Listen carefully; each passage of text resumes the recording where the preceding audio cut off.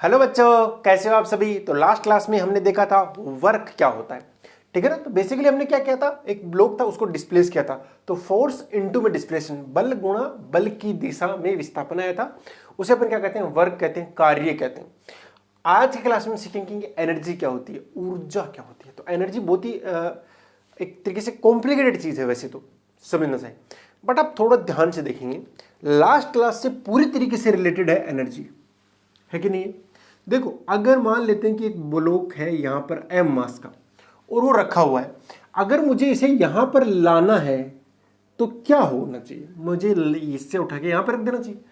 कुल मिलाकर मैंने क्या कर दिया, इसके ऊपर कार्य कर दिया, वर्क कर दिया। जैसे ही मैं इसको उठाकर यहां से यहां रख दूंगा तो मैंने बेसिकली इसके ऊपर वर्क कर दिया है, और इस वर्क की वजह से इसके पास क्या आ चुकी है, एनर्जी आ चुकी है।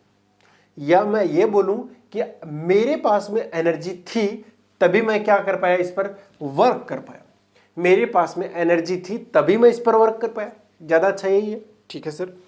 तो यानी एनर्जी की वो कैपेसिटी जो वर्क कर सकती है उसे क्या मतलब, आप ऐसे बोल समझो, एनर्जी कैपेसिटी नहीं, कैपेसिटी टू वर्क, ठीक है ना। कार्य करने की क्षमता, उसको क्या बोलते हैं अपन, वर्क बोलते हैं। ऐसी कोई कैपेसिटी जिससे क्या हो जाए, वर्क डन हो जाए। ऐसी कैपेसिटी जिससे क्या हो जाए, वर्क डन। उस कैपेसिटी का नाम ही क्या है, एनर्जी है। मेरे अंदर कैपेसिटी है, मैं कर सकता हूं। जैसे मेरे पास में ये बोतल पड़ी हुई है, ठीक है ना, मैं ये पड़ी हुई यहाँ पर और मैं इसको उठा के यहाँ पे यहाँ ले जा सकता हूँ। तो मेरे अंदर कैपेसिटी है ना, मेरे अंदर कैपेसिटी है। बेसिकली मेरे अंदर क्या है, एनर्जी है। मेरे अंदर एनर्जी है, उस एनर्जी की बदौलत मैं इसको उठा सकता हूँ। यस, तो मैं इसके ऊपर क्या कर सकता हूँ, कार्य कर सकता हूँ, वर्क कर सकता हूँ। बात समझाएगी ना।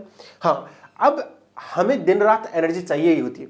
जैसे अपने घर में कूलर, पंखे, एसी, ये बल्ब, चार्जर, फोन के चार्जर, बैटरी, कितनी सारी चीजें हैं चाहिए होती है। अपनी खुद की बॉडी, उसको एनर्जी चाहिए होती है। उन सब डिवाइसेस को चलाने के लिए क्या चाहिए, एनर्जी चाहिए होती है, ठीक है। एंड उसके अलावा जैसे आपको कहीं किसी पहाड़ के ऊपर चढ़ना है तब भी क्या चाहिए होती है, एनर्जी चाहिए होती है। और तो और सुनिए, आप पहाड़ के ऊपर चढ़ना है, गाड़ी लेके चढ़ रहे हो, तो उस गाड़ी के अंदर क्या डालते हो, पेट्रोल। तो इसका मतलब है कि पेट्रोल के अंदर कुछ चीज ऐसी है जो उसको वहां तक चढ़ा रही है, उसके अंदर एनर्जी है। किसी और फॉर्म में हो सकती है, किसी और रूप में भी तो हो सकती है। तो एनर्जी के बहुत सारे रूप हो सकते हैं, लेकिन एनर्जी हर बार होती है, और उस एनर्जी की वजह से ही क्या होते हैं, कार्य होते हैं। तो बेसिकली अगर अब जब ब्लॉक को यहां से यहां खींच रहे हैं तो अपन क्या कर रहे थे, एनर्जी प्रोवाइड कर रहे थे, जिससे ये यहां से यहां चला गया था। क्या प्रोवाइड कर रहे थे, इसको एनर्जी प्रोवाइड कर रहे थे यहां से यहां जाने के लिए। अगर पीछे फ्रिक्शन लग रहा था तो वो एनर्जी यहां पे मतलब इस फ्रिक्शन को ओवरकम कर रही थी एक तरीके से, ठीक है ना। हाँ, अदरवाइज अगर फ्रिक्शन नहीं होगा तो ये रुकेगा भी नहीं, सीधी सी बात है। इसके पास क्या आ जाएगी, जो हमने इसके ऊपर काम वर्क किया है उसकी वजह से क्या जाएगी, एनर्जी। एक तरीके से हमने वर्क का मतलब क्या, हमने इसको एनर्जी प्रोवाइड कर दी है, ठीक है ना। हाँ, तो कैपेसिटी ऑफ वर्क क्या कहलाता है, आपका एनर्जी कहलाता है। इसको लिख लेना यहाँ पर, capacity of work done is known as energy. कार्य करने की क्षमता को ही ऊर्जा कहते हैं। फिर से बोलता हूँ, कार्य करने की क्षमता को ही ऊर्जा कहते हैं। Capacity of work done is known as energy, ठीक है ना। मैंने आपको समझाया। हाँ, जैसे आपने देखा होगा, मैं बहुत सारे अभी रूप बताने वाला हूँ एनर्जी के, लेकिन आप मान के चल लीजिए कि इस दुनिया के अंदर जो सबसे बड़ा एनर्जी का सोर्स है वो एक ही है। हाँ, जैसे अपने धर्म के अंदर क्या करते हैं, इसे गॉड भी मानते हैं, भगवान मानते हैं, उसका नाम है सूर्य देव, ठीक है ना। और हर तरह की एनर्जी जो है वो लगभग उसी से आ रही होती है, ठीक है ना। क्या बात कर रहे हो सर, ऐसा थोड़ी है। मैं भी आपको एक्सप्लेन कर देता हूँ। नदी बह रही है, अब बहती हुई नदी के अंदर कौन सी किस टाइप की ऊर्जा, और वो आई कहां से, वो बेसिकली बह क्यों रही है, उसके पास एनर्जी आई कहां से, ठीक है ना। हाँ, तो आप बोलोगे सर ऊपर बर्फ पड़ी, वो बर्फ की वजह से पिघलने की वजह से वो क्या, वो हाइट पे थी तो डाउन की ओर चली गई, उसको मैं थोड़ी देर में पोटेंशियल के नाम दे दो अगर आप जानते हो तो सर एक तरीके से वो उसी की एनर्जी है। किस फॉर्म में, वो हाइड्रिक एनर्जी बोलते हैं कुछ लोग, ठीक है सर, उस फॉर्म में है। नहीं, मैं बोलूंगा वो एनर्जी सन से आई है। अच्छा, कुछ लोग तो यकीन नहीं करते, बट मान के चलिए वो एनर्जी कहां से आई है, सन से। अभी एक्सप्लेन करता हूं कैसे। सन से जो लाइट आ रही है वो समुद्र के ऊपर पड़ी हुई, ओशन अपनी बड़ी बड़ी, और उस लाइट की वजह से वहां पे क्या हुआ होगा, वेपराइजेशन, इवेपराइजेशन दोनों होंगे, ठीक है ना। हाँ, ज्यादातर इवेपराइजेशन हुआ होगा, तो उसकी हेल्प से पानी क्या होगा, एयर में आया होगा। और जैसे जैसे पानी एयर में आता गया वो हाइट पे चला जाएगा, हाइट में चला जाएगा तो आइस की फॉर्म में कन्वर्ट हो सकता है। आइस में ना भी हो तब भी वो क्या आएगा, नीचे आएगा। और नीचे आने पर जब वहां पहाड़ों के बीच में ज्यादा ये इकट्ठा होता रहता है तो वो किसका रूप लेता है, नदी का रूप ले लेता है, लेकिन वो बेसिकली एनर्जी आई कहाँ से? वो तभी ना आई ना जब यहाँ से सन ने अपना काम किया। सन ने अपना काम किया तब ये पानी यहाँ गया, यहाँ। बात समझ रहे हो ना? इस तरीके से मैं बोल सकता हूँ कि किसी भी तरीके से अपन सन पे पूरी तरीके से डिपेंडेंट है। अगर पूरे दिन में अपन को विटामिन डी चाहिए होता है, आप नाम सुना होगा, तब भी अपन सन का यूज करते हैं। नहीं, अपन को खाना चाहिए तब भी तो सन ही चाहिए होता है, क्योंकि सन खाना बनाता है अपने लिए। अपने यहाँ पे क्या होता है? फोटोसिंथेसिस होता है। तो जितने भी पेड़ पौधे लगे हुए हैं या चाहे कोई भी फसल हो, वो तभी तो हो सकती है जब उसको क्या मिले? सन की लाइट मिले, क्योंकि वो फोटोसिंथेसिस करेगा एंड उसके हेल्प से वो अपना फूड बनाएगा एक तरीके से, है कि नहीं? अपने लिए फूड तैयार हो जाएगा। बहुत बढ़िया सर। हाँ, तो इसका मतलब हर चीज किस पे डिपेंड होगी? एक तरीके से सन पे। That's why he is God. Okay, समझ आएगी बात? अच्छा, मैं और भी एग्जांपल दे दूं। सर लेकिन हम पेट्रोल निकालते हैं, वो तो सन ने नहीं बनाया ना। यस, वो भी सन ने बनाया है। कैसे? हजारों करोड़ों साल पहले पूरा का पूरा। ऐसे नहीं बोलते वो, मैंने एक क्लास में पढ़ा था, छठी क्लास में, छठी में था या सातवीं में, ऐसे दिया होता कि हजारों करोड़ों साल पहले पृथ्वी पे उथल पुथल हुआ था। उस उथल पुथल की वजह से सारे पेड़ पौधे अंदर दब गए थे। दबने की वजह से वो किस में कन्वर्ट हो गए हैं? पेट्रोल में कन्वर्ट हो गए हैं, एक तरीके से आपका जो फ्यूल के रूप में हो गए हैं। तो सर कोयला निकलता है, वो भी सन से ही बना होगा, क्योंकि वो पेड़ पौधे बने कैसे होंगे, बड़े कैसे हुए होंगे? फोटोसिंथेसिस से ना। कहाँ से हुआ होगा? सन से।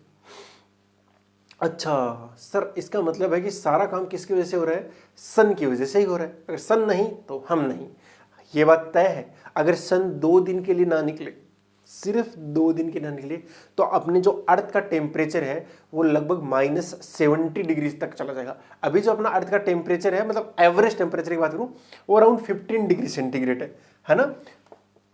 15 डिग्री सेंटीग्रेड है। लेकिन अगर वो ना निकले तो -70 चला जाएगा, हम सारे जम जाएंगे, कुछ भी नहीं होगा, कुछ भी नहीं होने वाला, फिर सब चीजें रुक जाएंगी। तो इसका मतलब सन नहीं तो हम नहीं, सन का होना बहुत जरूरी है। तो मैं बता दूं, जितने भी एनर्जी के फॉर्म्स हैं वो सारे के सारे यहाँ पर के कहाँ से आ रहे हैं? कुल मिलाकर सन से रिलेटेड है, डायरेक्ट या इनडायरेक्ट फॉर्म में, ठीक है ना? जैसे आपका एयर ब्लो कर रहा है, ठीक है ना, हवा बह रही है। हवा जब बह रही है तो उसके अंदर कोई ना कोई काइनेटिक एनर्जी, अभी अपन को समझ आ जाएगा काइनेटिक एनर्जी। लेकिन वो बह क्यों रही है भाई? ये भी तो सोचने वाली बात है ना, बह क्यों रही है? क्योंकि कहीं की एयर क्या हो गई होगी? गर्म हो गई होगी। कहीं ना कहीं एयर क्या हो गई होगी? गर्म। तो गर्म हवा क्या होती है? डेंस, लेस डेंस हो जाती है, रेयरर बन जाती है। और इधर डेंसर है तो क्या होगा? इधर ज्यादा है, मतलब इधर डेंसर है, इधर रेयर है, तो इधर से इधर एयर फ्लो करने लग जाती है। फिर इधर से इधर क्या कर रही है? एयर फ्लो कर रही है। इसी की वजह से कर रही है ना, क्योंकि सन ने अपना काम किया। अगर वो नहीं होता तो ये एयर वे फ्लो नहीं कर पाती। बात समझ आ गई? आज के दिन अपन सन से डायरेक्ट एनर्जी, वो इलेक्ट्रिक एनर्जी कन्वर्ट कर सकते हैं। सोलर पैनल लगा देते हैं, सोलर पैनल की हेल्प से अपन क्या कर लेते हैं? सोलर एनर्जी को डायरेक्ट इलेक्ट्रिक एनर्जी में कन्वर्ट कर सकते हैं। बात समझा रहे ना?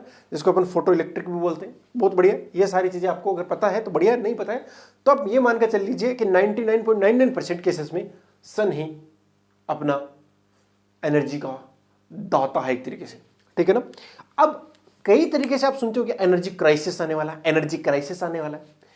अगर मैं कहूं कि एनर्जी तो इतनी है जितनी कि आपको हद नहीं है, सोच भी नहीं सकते इतनी एनर्जी, बस आपको पता नहीं है कि उसका यूज क्या करना है। वो टेक्नोलॉजी नहीं है अपने पास, वो तकनीक नहीं है कि उसका अपन यूज कैसे कर पाए। किसी ने कहा था कि अगर एक खेत के अंदर जितनी एनर्जी है, अगर उस पूरी एनर्जी को निकाल दिया जाए ना, और निकाल के अपन अपने इस्तेमाल करें, तो कम से कम हजारों करोड़ों साल तक यूज कर सकते हैं। उतनी एनर्जी है उस एक खेत के अंदर। मान लेते 5-10 एकड़ का खेत होगा, उसके अंदर इतनी एनर्जी, पूरी दुनिया चल सकती है उससे। अच्छा, इतनी एनर्जी? हाँ, बस हमें उसको इस्तेमाल करना नहीं आता। बात समझ आ रही है ना? अगर जिस दिन हमें उसका ठीक तरीके से इस्तेमाल करना आ जाए, ठीक तरीके से उसे इस्तेमाल करना चाहिए, वो टेक्नोलॉजी आ जाए। जैसे सन से एनर्जी तो आज से 1000 साल पहले भी आ रही थी ना, लेकिन उसे इस्तेमाल नहीं करना आ रहा था। लोग रात को तभी अंधेरे में रहते थे। क्यों? क्योंकि वो जो एनर्जी आ रही थी वो अपने पास डिवाइस ही नहीं बनाए थे जो सन वाली एनर्जी को स्टोर कर सके, मतलब ले सके, और उसको किस में कन्वर्ट कर सके? इलेक्ट्रिक एनर्जी में। वो फोटो इलेक्ट्रिक इफेक्ट वही जो है उसके हेल्प से, ठीक है ना? वो धीरे धीरे साइंस ने अपना क्या किया, विकास किया, तो उसके अंदर से चीजें निकल के आ रही हैं। बात समझ आएगी ना? जैसे सोलर पैनल हो गए, उसके अलावा जो अपने कौन से हो गए, विंड मिल्स हो गई, वो किसको करती हैं? एयर की जितनी भी एनर्जी है उसको क्या करती हैं? कन्वर्ट करती हैं किस में? मतलब मैकेनिकल को किस में कन्वर्ट करती है? इलेक्ट्रिकल एनर्जी में। तो एनर्जी जो है वो बहुत सारी, मैं तो ये कह रहा हूं इतनी एनर्जी है कि आप सोच नहीं सकते। बस उसे आपको इस्तेमाल करना है। तो जिस दिन आपने एनर्जी को अच्छी तरीके से इस्तेमाल करना सीख लिया या वो टेक्नोलॉजी डेवलप कर ली जिससे कि वो एनर्जी आपके काम आ सकती, ठीक है ना। आपने देखा होगा ना, मैं थोड़े दिनों पहले देख रहा था इंटरनेट पर कि सड़क के दोनों किनारे ना ऐसे रोटेटिंग वाले लगा रखे थे, विंड मिल्स टाइप के लगा रखे थे। उससे क्या होते, जो गाड़ियां आ रही हैं और जा रही है ना, उनकी हेल्प से क्या हो रही थी, इलेक्ट्रिसिटी प्रोड्यूस हो रही थी, क्योंकि वो जा रही आ रही तो हवा की स्पीड तो बढ़ी रही है ना आसपास की। हाँ, सड़क के किनारे हवा लगती रहती है, अगर हवा लगी रही है तो उसकी वजह से वहाँ पे विंड मिल लगा, छोटे छोटे लगा रहे थे, बट उससे एनर्जी प्रोड्यूस हो रही है और बैटरी भी चार्ज कर सकते हैं, और बैटरी चार्ज कर ली तो अपना कितना बड़ा काम हो गया, है कि नहीं। हाँ, तो इस तरीके से क्या है, बस आपको उसको इस्तेमाल नहीं करना रहा, अगर ठीक तरीके से इस्तेमाल कर लिया और ऐसे डिवाइस बना दिए जो एनर्जी को क्या कर सकते हैं, मतलब कन्वर्ट कर सकते हैं किसी भी टाइप की एनर्जी को किसी भी टाइप में, तब तो बहुत ही बढ़िया है, ठीक है ना। मैंने अभी 5-4 दिन पहले ही देखा है, जैसे सोलर एनर्जी होती है ना, सन से आने वाली एनर्जी, उसको अपन डायरेक्ट अर्थ पे भेज सकते हैं, ठीक है ना। कैसे, जैसे मान लेते हैं अर्थ के ऊपर अपनी जो सोलर एनर्जी आ रही है वो 12 घंटे आएगी, अगर मैंने यहाँ पे पैनल लगा दिए तो दिन दिन में आएगी, और दिन में भी इतना नहीं आता, कभी सुबह 9 बजे चालू होता है, शाम को 4 बजे बंद हो जाता है, 5 बजे बंद हो जाता है, कभी बादल आ जाते हैं, कभी कुछ आता है, कभी कुछ आता है। तो ये जो एनर्जी आ रही है ना, वो थोड़ी देर के लिए आ रही है, लेकिन मैं अगर थोड़ा अर्थ से ऊपर चला जाऊँ, सन तो यहाँ बहुत बड़ा सन है, अगर मैं यहाँ चला गया, देखो यहाँ तो दिन रात 24 घंटे पूरे हर दिन हर सेकंड मिल रही है तो एनर्जी, और एनर्जी तो जा रही है ना आगे, वो तो वेस्ट जा रही है, उसका क्या करें अपन। सर एक काम कर सकते हैं क्या, इसको कहीं ना कहीं इसको स्टोर कर लो, और यहां वायरलेस तरीके से, अगर वायरलेस तरीके से हमने ये वाली एनर्जी को यहां पर भेज दिया तो काम हो जाएगा। काम चल रहा है, इस पे बता रहा हूं, काम चल रहा है, टेक्नोलॉजी को डेवलप किया जा रहा है, वही तो कह रहा हूं। अगर आप अच्छे साइंस के स्टूडेंट हैं ना, तो आपको इस बारे में सोचना चाहिए कि ऐसी कौन सी प्रॉब्लम है जिसको मुझे सोल्व करना चाहिए, जिससे मनुष्य जाति का क्या हो सकता है, भला हो सकता है, ऐसे आपको सोचना चाहिए एज ए साइंस स्टूडेंट, ठीक है ना। ऐसे इनोवेशन के बारे में सोचना चाहिए, ऐसी टेक्नोलॉजी के बारे में सोचना चाहिए, ऐसी जो अवेलेबल चीजें उनके बारे में आपको नॉलेज होना चाहिए कि ये अभी चल रहा है, आपको आगे और इससे बेहतर करना है कि नहीं। हाँ, ऐसा नहीं कि अभी भी आप सिंपल पेंडुलम वाला प्रैक्टिकल करके खुश हो रहे हो, नहीं, उससे आगे बढ़ जाइए आप। ओके, आपको वो सारी चीजें पता होनी चाहिए, और स्कूलिंग तक आप एटलीस्ट इतना पता कर लीजिए कि जितनी भी टेक्नोलॉजी वगैरह है और जिस फील्ड में आप जा रहे हैं उसका पूरा ज्ञान हो 12वीं तक, ताकि आप कॉलेज के अंदर जाओ तो थोड़ा बहुत रिसर्च के अंदर इंटरेस्ट दिखाओ, ठीक है ना। हाँ, वहीं से आप नई नई चीजें बनाना सीखोगे, ठीक है। अभी इसके ऊपर ध्यान दीजिए, तो उससे क्या होता है, यहां पे अपन बड़े वाले क्या लगा देंगे, सोलर पैनल। अब वो एनर्जी तो आ गई, एनर्जी स्टोर कर लेंगे, लेकिन एनर्जी को स्टोर करके क्या हम वायरलेस यानी इलेक्ट्रोमैग्नेटिक वेव की फॉर्म में अगर अपन अर्थ पे भेजने पे सक्सेसफुल रहे किसी एक पॉइंट पे, तब तो ऐसा माना जाएगा एक तरीके से क्रांति हो जाएगी, है कि नहीं। सबके घरों में क्या आएगी, बिजली वायरलेस तरीके से पहुंचेगी, तारों वारों का कोई झंझट ही नहीं रहेगा, सबके घरों में वायरलेस तरीके से पहुंच सकते हैं। हाँ, आने वाला भविष्य मुझे लग रहा है यही होगा, देखना हर कंट्री अपने अपने ऊपर क्या, अपने जो अपने कंट्री होगा उसके ऊपर क्या लगा देगी, सोलर पैनल्स लगा देगी बहुत बड़े बड़े, उससे जो भी एनर्जी आएगी वो तो दिन रात चलता रहेगा, मतलब उसके लिए तो दिन क्या रात क्या, समझ रहे हो ना। हाँ, क्योंकि वहां ना तो वो खतरा है कि कभी बादल आ जाएगा, कभी सुबह हो जाएगी, कभी शाम हो जाएगी, ऐसा कोई खतरा नहीं है, पूरी की पूरी एनर्जी उसमें कन्वर्ट कर देगा। बढ़िया है सर, मस्त प्लान है, एकदम मस्त प्लान है। हाँ, ये ऐसा काम चल रहा है, मान के चल लीजिए कि अपन डायरेक्ट भी इलेक्ट्रिसिटी को प्रोड्यूस कर सकते हैं और भेज सकते हैं, मतलब भेज सकते हैं कुल मिला के। बस भेजने वाला काम अगर सक्सेसफुल रहा, टेस्टिंग चल रही है, तो आने वाले दिनों में देखने को मिलेगा अपने को। अब मैं ज़्यादा समय ना लेते हुए इसकी बात कर लेता हूँ फोम की, है ना। कितने सारे इसके रूप हैं, एक तरीके से बहुत सारे रूप हैं इसके, मैं अगर बताता हूँ बहुत सारे बहुत सारे बहुत सारे। जो दो मेन है वो है, एक तो बेटा पोटेंशियल एनर्जी, पोटेंशियल एनर्जी, दूसरा है काइनेटिक एनर्जी, अभी अपन यही पढ़ने वाले हैं। तीसरा जो आता है बेटा हीट एनर्जी, ये 11th क्लास में अपन पढ़ते हैं, हीट एनर्जी। उसके अलावा आती है आपकी जैसे जैसे एटॉमिक बम बनते हैं ना उससे, तो उसको बोलते हैं रेडिएशन के अंदर भी एनर्जी होती है कुल मिलाकर, है ना। जैसे आपका यूरेनियम है ना, तो उनके अंदर भी आपकी एनर्जी होती है कुल मिलाकर। और बहुत सारे फॉर्म है, थर्मल एनर्जी हो गई, ठीक है ना। जैसे आपका टाइड आता है ना, टाइड, उसमें भी तो एनर्जी, वो भी तो एक तरीके का फॉर्म हो गया। तो ये कौन सा बताया था मैंने, थर्मल थर्मल एनर्जी, जैसे अपने अर्थ का कोर का टेम्परेचर बहुत ज़्यादा है तो उसके अंदर भी एनर्जी है, वो कौन सी एनर्जी है वाले टाइप, सारा कुछ और भी बहुत सारे हो सकते हैं, नहीं करो कल को मैं लिख नहीं रहा हूँ। लेकिन पोटेंशियल एनर्जी और काइनेटिक एनर्जी ये दो आपके सिलेबस में है, एंड इनमें से आज मैं आपको कराने वाला हूँ काइनेटिक एनर्जी। सिलेबस के हिसाब से इतना ही है, लेकिन आपको सबको इनके बारे में थोड़ा इंट्रो दे देता हूँ, ये दोनों में दे दूंगा। हीट एनर्जी क्या होती है, जैसे कोई बॉडी है उसका टेम्परेचर बढ़ रहा है तो उसके पास क्या हो रहा है, उसके मोलिक्यूल्स होते हैं डांस ज़्यादा तेज से करेंगे, डांस से करेंगे कुल मिला के, और क्या करेंगे। होता क्या है, जैसे कोई मोलिक्यूल है या कोई मटेरियल है, उसका अगर अपन टेम्परेचर बढ़ाते हैं तो उसके एटम्स होते हैं ना, परमाणु, वो आपस में क्या करने लगते हैं, डांस करने लगते हैं, टिचक टिचक टिचक, और डांस की वजह से क्या आती है, एनर्जी आती है। क्या आती है, एनर्जी। ऐसे कह सकता हूँ कि उनके पास एनर्जी है, वो जो एनर्जी होती है उस फॉर्म को क्या बोलते हैं अपन, हीट एनर्जी। थर्मल एनर्जी क्या बोलते हैं, जैसे थर्मल एनर्जी बताया मैंने, जैसे किसी कोर का टेम्परेचर अपने अर्थ का वो बहुत ज़्यादा है तो उस कोर की वजह से जो एनर्जी है उसे क्या बोलते हैं, थर्मल एनर्जी बोलते हैं। काइनेटिक एनर्जी क्या होती है, जब किसी के पास मोशन की वजह से एनर्जी आ रही हो तो उसे बोलते हैं काइनेटिक एनर्जी। पोटेंशियल आती है रिलेटिव पोजीशन की वजह से, किसकी वजह से, रिलेटिव पोजीशन की वजह से आती है। तो सापेक्षिक स्थिति की वजह से आती है, ये किसकी वजह से आती है, ये आती है मोशन की वजह से, और ये किसकी वजह से आती है, ये टेम्परेचर की वजह से आते हैं वो दोनों। और भी बहुत सारे फॉर्म हो सकते हैं, अभी मैंने लिखा नहीं है। जैसे अपना कौन सा है, लाइट एनर्जी, ये भी एक तरीके का फॉर्म हो गया, लाइट एनर्जी है कि नहीं।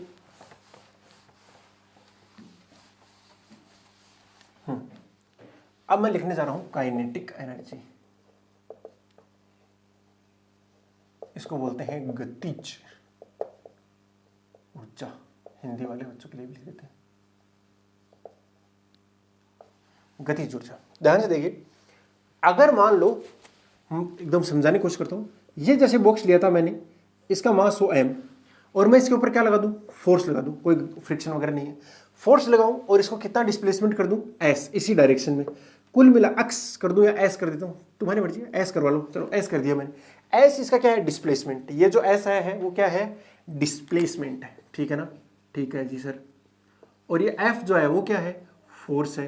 तो देखो फोर्स और डिस्प्लेसमेंट एक ही डायरेक्शन में, तो इस ब्लॉक के ऊपर इस F फोर्स का जो वर्क डन होगा वो पॉजिटिव होगा।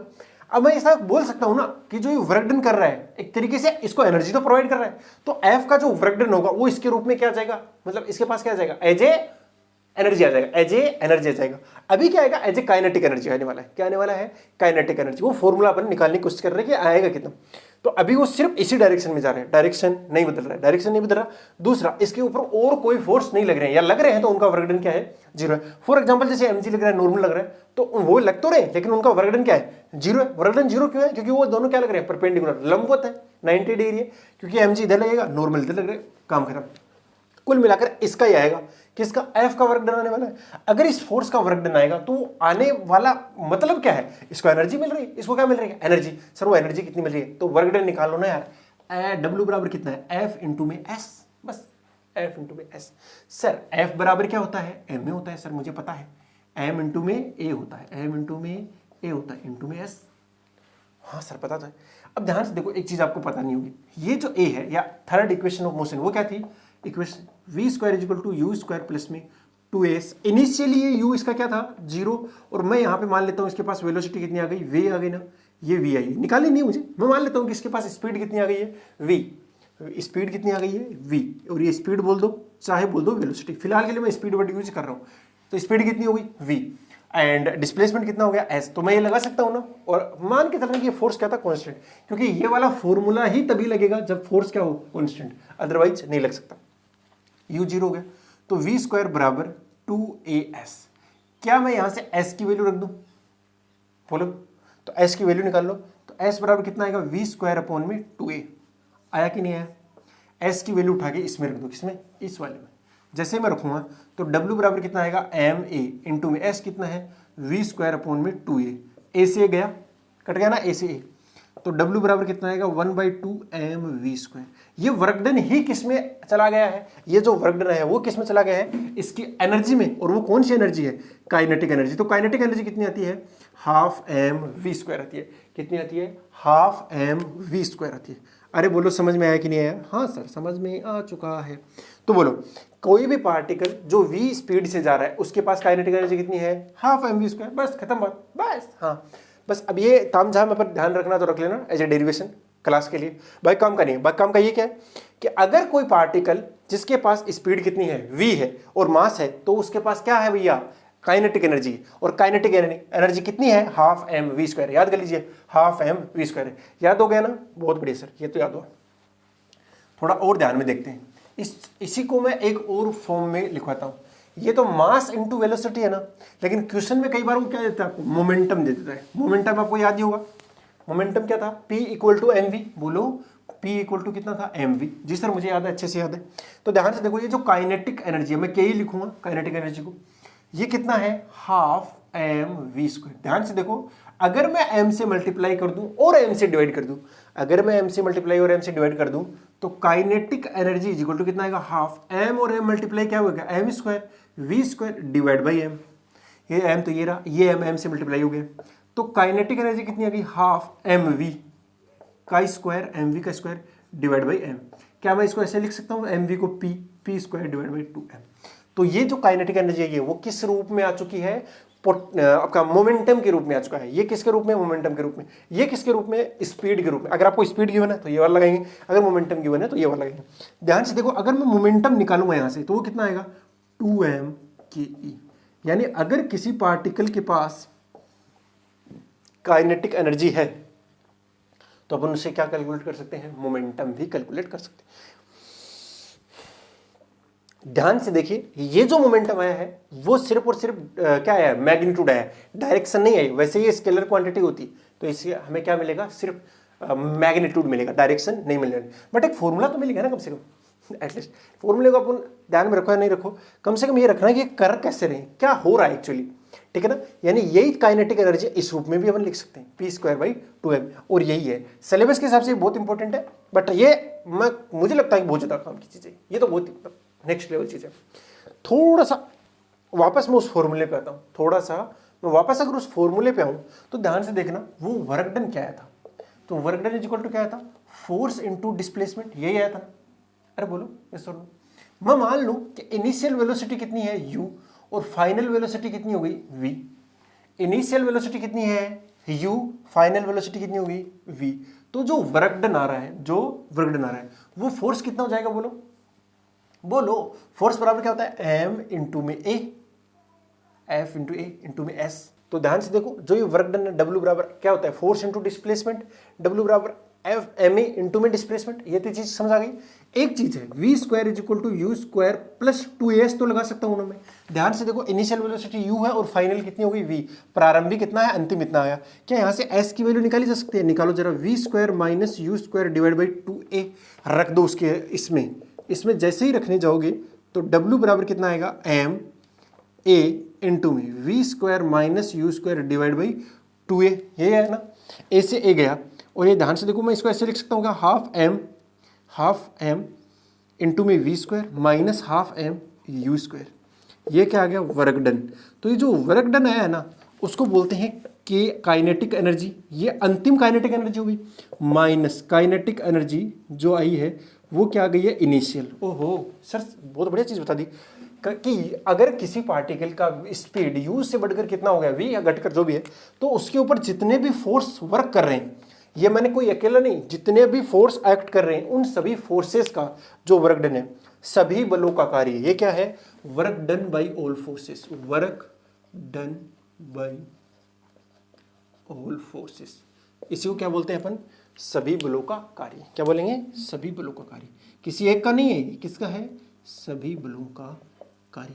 अच्छा, सभी बलों का कार्य क्या बोलेंगे, सभी बलों कार्य का, इसको बोलते हैं चेंज इन काइनेटिक एनर्जी, गतिज ऊर्जा में परिवर्तन, change in kinetic energy, change in kinetic energy क्या बोलेंगे, गतिज ऊर्जा में परिवर्तन। अच्छा, ये क्या है, चेंज इन काइनेटिक। तो work done by all forces is equal to change in kinetic energy, सभी बलों द्वारा किया गया कार्य गतिज ऊर्जा में परिवर्तन के बराबर होता है।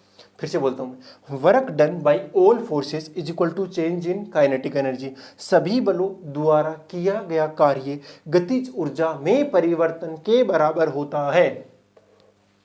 इसको 11th क्लास में नाम है इसका वर्क एनर्जी थ्योरम, बस यही नाम है। बट आप ध्यान रखिएगा क्या है, हमने किया कैसे, W बराबर क्या था, force into displacement, m into s, v square बराबर v square plus 2s, s equal to ये लगाया, सारा का मामला किया, आ गया ये। कुछ भी तो नहीं है, कुछ भी तो नहीं है। बढ़िया से बढ़िया, ठीक है।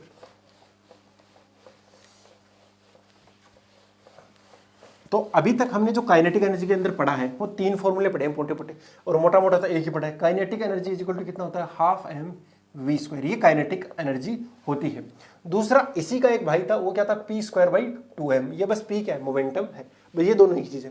लेकिन एक जो सबसे अच्छा था वो क्या, work done by all forces is equal to delta के ही लिख दूं। डेल्टा के का मतलब क्या, चेंज इन काइनेटिक एनर्जी। इसका मतलब था kinetic energy final minus kinetic energy initial, यही हुआ ना वर्क डन बाई ऑल। तो work done by all is equal to कितना हो जाएगा, half m v square minus half m u square. बस इतना कर देना, आपका काम हो गया। सभी बलों द्वारा किया गया कार्य गतिज ऊर्जा में परिवर्तन के बराबर होता है। Work done by all forces is equal to change in kinetic energy, that's it.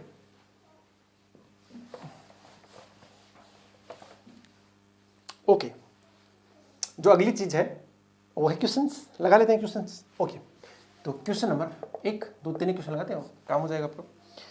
एक पार्टिकल है, बहुत सिंपल क्वेश्चन है। एक पार्टिकल है, उसका मास है 3 kg और उसकी जो स्पीड है वो है 2 मीटर पर सेकेंड।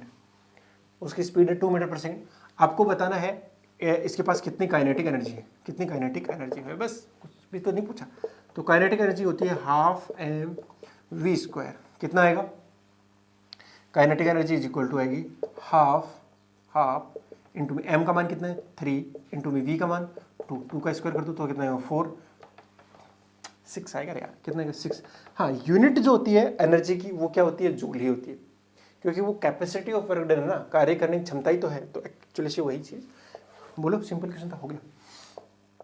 अगला क्वेश्चन है, एक पार्टिकल है, उसकी काइनेटिक एनर्जी है 10 जूल। कितनी है, 10 जूल। ओके, एंड उसका जो मास है वो कितना है, वो है 40 kg। कितना है, 40 kg। बोलो, नहीं 20 kg। कितना है, 20 kg। ओके, मास कितना है, 20 kg। आपको बताना है उसका मोमेंटम कितना है, फाइंड आउट इट्स मोमेंटम।